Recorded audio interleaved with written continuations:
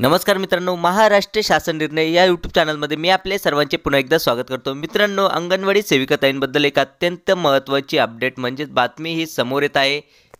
नेमकी बातमी ही काय आहे ती सर्वच आपण जाणूनच घेणार आहोत, पण तत्पूर्वी जर का तुम्ही चॅनलवर नवीन असाल तर नक्कीच आपल्या चॅनलला सबस्क्राइब करून घ्या, जेणेकरून नवीन व्हिडिओ तुमच्यापर्यंत पोहोचत राहतील। तर जराही वेळ न घालवता आपण व्हिडिओला सुरुवात करूयात।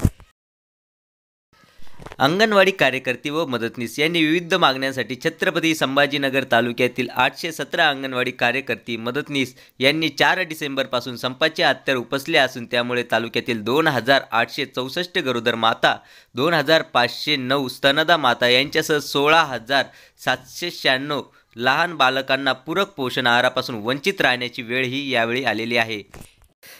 यामुळेच अंगणवाडी सेविकाताई आणि सरकार यांच्या वादामध्ये स्तनदा माता आणि बालके यांचे नुकसान हे होत आहे। नेमकी सरकार लवकरात लवकर केव्हा तोडगा काढणार याकडेही सर्वांचे लक्ष लागलेले आहे। चला तर याबद्दलची आणखी माहिती आपण जाणून घेऊयात। अंगणवाडी मार्फत बालकांच्या आरोग्याची नियमित तपासणी केली जात असते व अंगणवाडीत लसीकरण ही केले जाते। ही सर्व कामे अंगणवाडीच्या माध्यमातून दररोज केली जातात, परंतु शासन मात्र अंगणवाडी कार्यकर्ती व मदतनीस यांच्या मागणीकडे दुर्लक्ष करीत असल्यामुळे अंगणवाडी कर्मचाऱ्यांना अत्यंत तटपुंज मानधनावर आपली उपजीविका भागविताना तारेवरची कसरत ही करावी लागत आहे।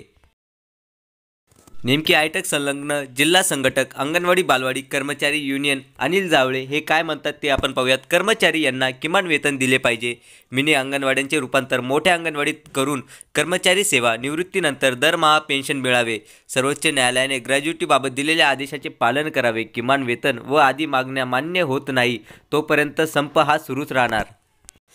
म्हणजेच तुम्ही या ठिकाणी पाहू शकता की आपले सरकार जे काही आपल्या अंगणवाडी सेविकाताई आहेत यांच्या मागण्या जोपर्यंत पूर्णपणे मान्य ह्या करीत नाहीत तोपर्यंत संप हा मिटणार नाही असे स्पष्ट यावेळी अनिल जावळे यांनी सांगितले आहे। चला तर मित्रांनो, याबद्दलची जी काही नवीन अपडेट येत राहील ती मी नक्कीच तुमच्यापर्यंत पोहोचवत राहील, पण तत्पूर्वी जर का तुम्ही चॅनलवर नवीन असाल तर नक्कीच आपल्या चॅनलला सबस्क्राइब करून घ्या, जेणेकरून नवीन व्हिडिओ तुमच्यापर्यंत पोहोचत राहील। चला तर भेटूयात पुढच्या व्हिडिओमध्ये अशीच एक नवीन अपडेटेड बातमी आणि JR सोबत। तोपर्यंत धन्यवाद।